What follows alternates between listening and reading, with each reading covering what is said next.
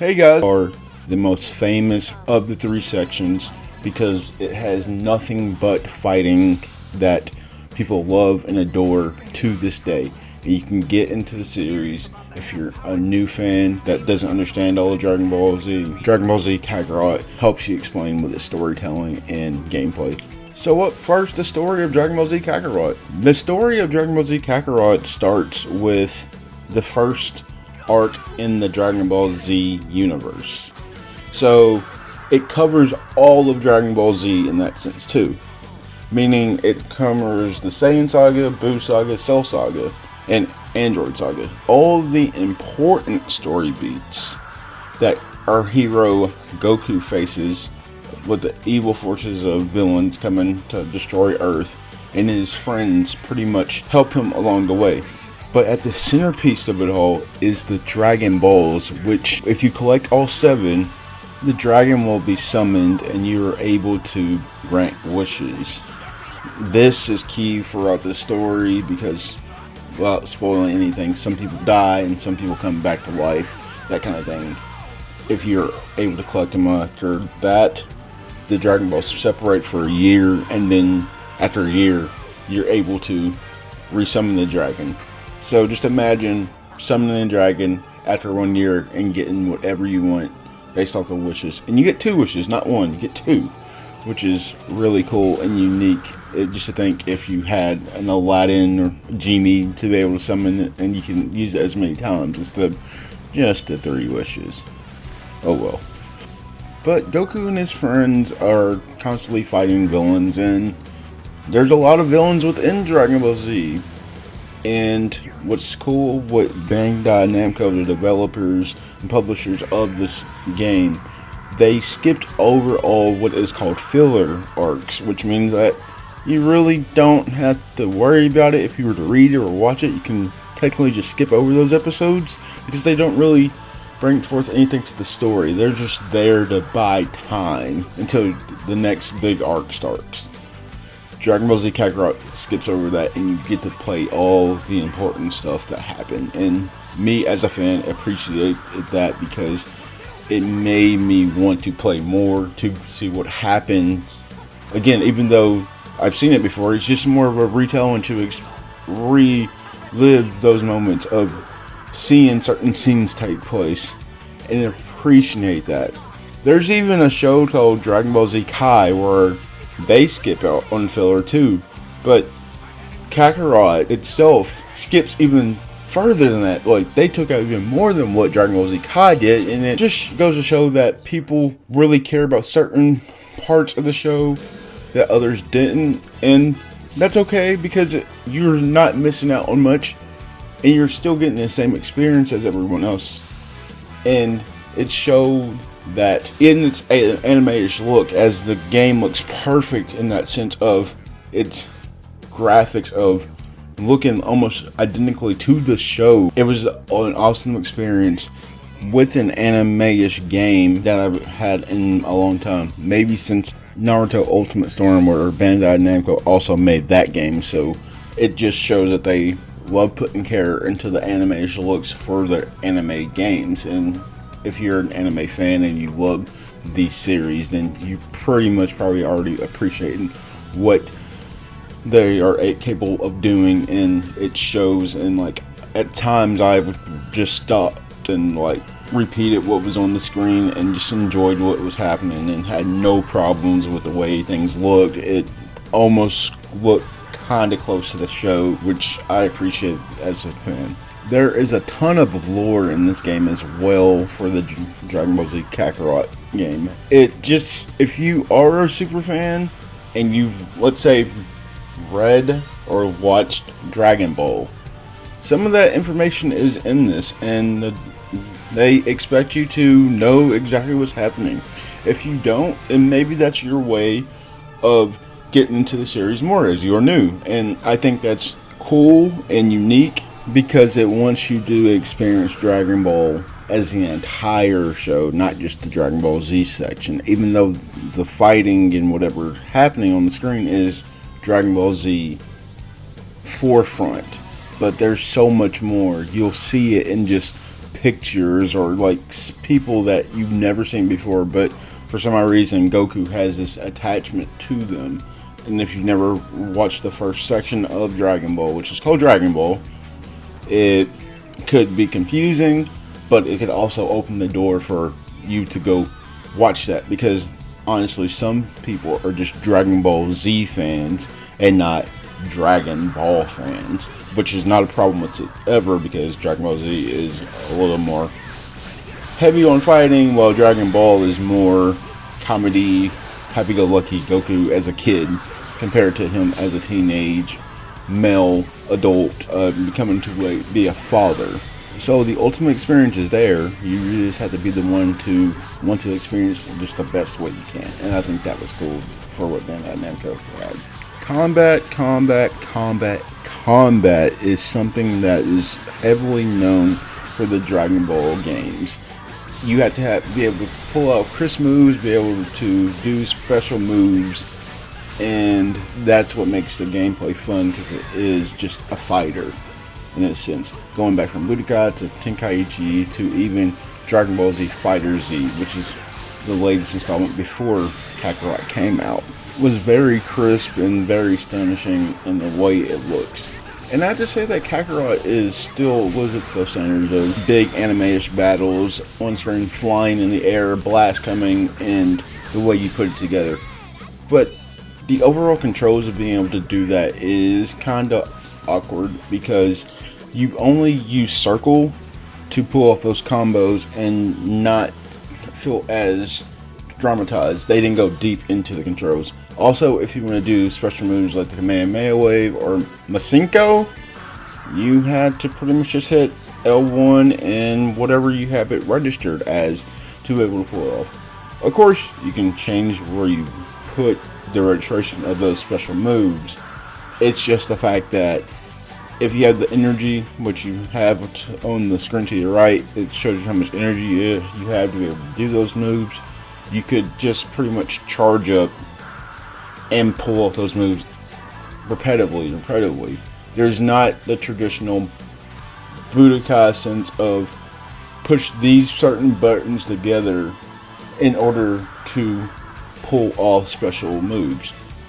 It felt cheap, but I loved the experience of being able to pull those moves off whenever I want, and just knowing that all I had to do was just hit L1 and X to ever do something. But it also takes a play out of Naruto Ultimate Storm's book in the sense of having a party system, meaning that you have supporting cast members to help you out with what's going on screen. This can be used to help you get an advantage on villains or whatever you're facing at the time, and that's pretty cool because it gains you the upper hand of things. And seeing how at times there you are facing maybe 3 to 5 enemies on screen, it's nice to have backup support that you can use at any time that you're on, well, as long as the gauge is filled for them. What's also cool about Kakarot is that it's just not a fighter. It's also an open world RPG, meaning that it's open world, just a role-playing game that you have side quests that you can go on instead of just doing the main story mission, which is cool for people that love open world RPGs, but they also get to experience in a Dragon Ball fashion, meaning that you get to fly around at your own will, or go fight a dinosaur, or just face random encounters as much if you just love that sense of just wanting to fight all the time, or collecting things, or exploring the different sides and places that are in the Dragon Ball universe. It's there for you. And I have to say that even though that seems ambitious, it felt like a letdown at times because of certain things that are in the game. They kind of sort of didn't matter to the overall story. And what I mean by that is that yes, there are side quests, but seeing how you really don't need to do the side quest because of scaling reasons within the game, it really didn't affect me. I think through my first playthrough I only did 2 side quests, and then after realizing the main story that the villains were only about 4 levels ahead of me, and then I was still able to pull it off. I'm not gonna lie, sometimes I did die, but that was because I messed up combat was. But as soon as I learned what I was doing combat was, it's okay. And plus, some people like being able to be a few levels below because it gives them kind of a challenge, and I felt like that was what I was doing. And when I was facing some of my favorite villains, at that point it really doesn't matter. It was just something that I was enjoying and having a fun time with, and when I beat it I was like, yes, let's go. Also, seeing how you go to different planets on Dragon Ball Kakarot, I felt like it was best to wait to beat the game entirely. That way you can do all the side quests that are available to you, because the side quests never disappear, they're always there, so it's always there to come back to if I just want to dive in and play some Dragon Ball for a while. In terms of story, I beat it in about 20 hours, but including side quests, it's supposed to be up to 100 hours, and I can see it with how many side quests and side objectives you have to do just to be able to have that completion. And if you're a completionist, it's there for you. Also, there is a skill tree within Dragon Ball Kakarot. So, for leveling up your skills, you have to have a certain amount of orbs to be able to level up. This is cool because orbs are everywhere in Dragon Ball. You can just go to anywhere on the map and just start collecting. Like, they're ongoing. You just fly around and just grab them as much as you can. As soon as you hit that amount, you're good to go. That kind of felt empty because of the dragon mechanics in the game. And what I mean by that is that you can summon Shinron, the dragon, every 20 minutes after you collect the 7 Dragon Balls within the game. And they're on the map. You can collect them. You just set the marker and go to the map and do it. So this is where the letdown comes in. I technically didn't have to collect any of the orbs as much because you can summon the dragon and pretty much collect orbs and money and whatever you wanted that way. It kind of saved time if you were just playing it for the story to be able to upgrade your stuff, but if you wanted to just collect the orbs while you're going after the Dragon Balls, hey, the more orbs the merrier. So they're there for you in order to increase your abilities, but also certain abilities you have to go to what is called the training grounds, where you pretty much had to have these amount of medals to be able to learn this ability. Well, at first I didn't, like, you can pretty much scour the entire place, like just scout out. You can hit your button to be able to click this scout to see where the shiny things are.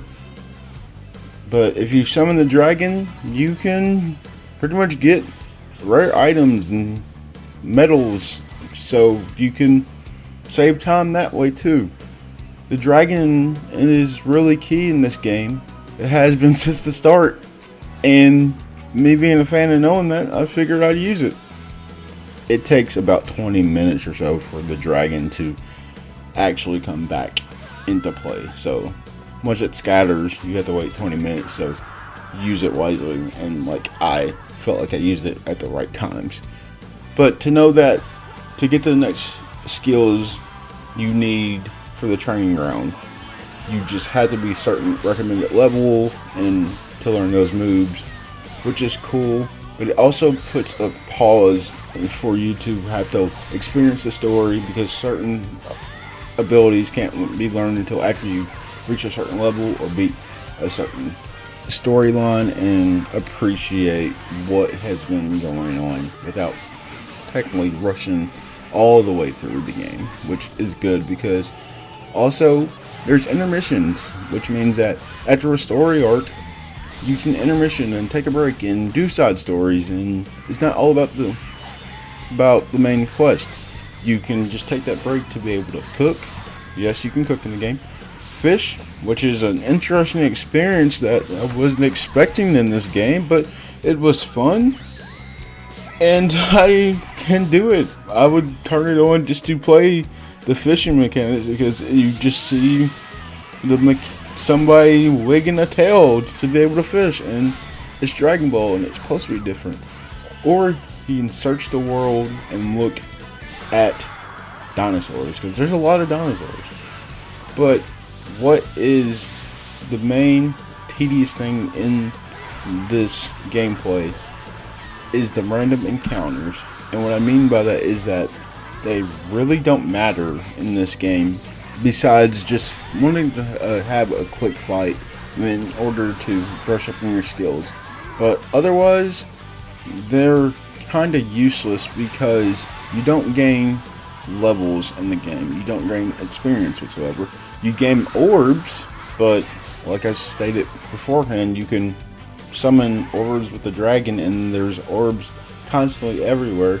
It almost felt like they want you to have the coin effect like you have in Mario, and just to see that in Dragon Ball is interesting because you don't need that many orbs, because you are able to summon the dragon and get a lot of orbs as much as you want. Granted, it is a faster way to be able to level up your skills, but even though you can have a party of 3 and you have a supporting cast, you can only use certain characters as your main character. Certain characters are only meant for support. At a certain point, you're not going to need to use your supporting characters because you're overpowered, because the game goes up to level 99. You should be good. So overall, you can't use those characters for yourself. Why? Like, their support isn't going to really matter once you are up and strong. That's the way I viewed it, and I thought it was just crazy that random encounters were constantly happening, like I wasn't getting experience. So it made me feel like there was no point in actually doing them, or instead of just having fun, just fighting around. The bread and butter of the whole open world scheme is being able to fly around, just to go at pretty much a light speed to a certain place. And those controls were kind of weird at first, but once you get used to them, it's just fast to go and have fun, and it's soothing to be able to fly over the area and not really have to worry about what was going on. And I enjoyed it a lot, just to be able to fly as some of your favorite characters. But you can also fly on a flying cloud, and yeah, a flying cloud. You can also do mini games. There's racing in the game, and you get to take part in one of the silliest moments of the Dragon Ball universe, where a certain character gets his license after not having one for, let's say, 28 plus years. And seeing that and being able to play that scene was funny, and just made me enjoy everything that they were trying to push this game for. The gameplay, as in since the open world, is 50-50 on how you want to take it, but it's for you as the gamer to make the experience as best as possible, as there are just little hints of Dragon Ball pictures here and there, and be able to fly underneath the ground finding a Dragon Ball, or going up in the air fighting in the air. It went hand in hand, collecting stuff to be able to buy. It was all there to make an open world experience for the Dragon Ball fans to enjoy, and I felt like it did an okay job of doing that. The way it even enhances on this idea is by having what is called a community board, and what it has is like a list of things that increases the more you put into that board. And the way you do that is by having what is called soul emblems, and each one has a number, and you're able to increase your rank to get certain skill set bonuses. So if you wanted to increase your attacking phase and be able to do more blasts and have more damage, you will put it into the Z Warrior board. And if you want to go on an adventure and have fun that way, you would put it into the adventure board. It's your way to play, it's your experience, and they made that clear. But what's cool is that with these soul emblems, they're all connected in some way. Meaning, like, Goku and Gohan are father and son, So if you put Gohan next to Goku, you will get a special ability which increases and doubles the stats of the Soul Emblem, which goes into the community board to help get that high rank that you want. And that's just your way to play, and knowing that if these characters are connected in some way, then you are able to get the full effect of the board. And there's a list showing of what each character is connected to, and you can also increase the rank by giving them gifts.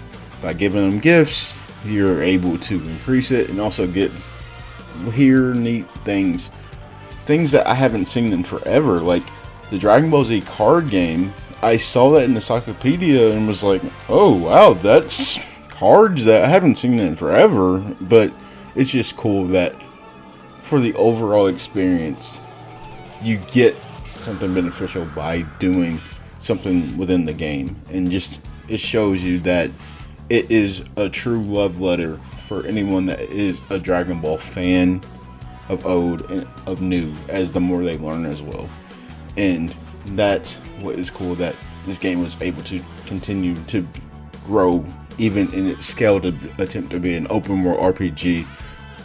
Those boards are unique because you can play the way you want to play. It's not about always rushing to beat the story. If you want to get the best fish or the best cooking dish, it's all there for you, and there's no problem with it in that sense. And Bandai did a good job of having a way for everyone to play. Now, if you're not familiar with the way we review things here at AWOI Gaming, we use what I like to call an influential scale, which shows how influential a game can be towards, just like I said, gamers, the gaming community, and developers. We do this on a rating of not influential, potential, influential, and very influential. And I have to say that Dragon Ball Z Kakarot has potential to be influential. And I just think that the open world part really took a dive back for me, because it wasn't everything I was looking for. You had to have certain characters to be doing this, or just the random encounters can get annoying at times. And the fact that I can just put my marker anywhere just to get to the Dragon Balls with ease, it didn't really hit the point of like having to like a beater, like not like a hot or cold one, because they are always scattered off, but they were always in the same spot. So it felt easy in this sense. But to see the animation looks over again, to hear music that I haven't heard in maybe a few years, to be able to fight some of my favorite characters and get used to the combat, which I hope that the combat is better if they do make a second one. It was great to experience those moments again. And it would be cool if there were a Bandai is to go with an open world game, that why not go off with a Dragon Ball game? Because at that point, no one's flying, no one's really powerful, and everyone's on the ground and they're trying to find things. And seeing Goku as a little kid would be fun to experience, because it was more comedy and humor, as the dialogue I've seen several times in this game, but at times it felt like a snooze fest.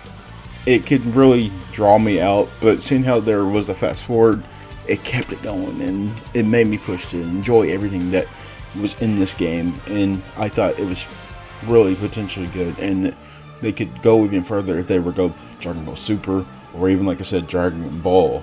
It was fun. If you're a fan of Dragon Ball, you're going to love this game. If you're a new fan, I feel like this is a great experience for you to get to as well. And that's all that I had to say about this game. I think it was really good. I had my special moments, and I hope that you guys did too. If you like this, please hit the subscribe button. Leave your comments in the section below. I would like to hear what you guys would say, because the game is still kind of fairly new.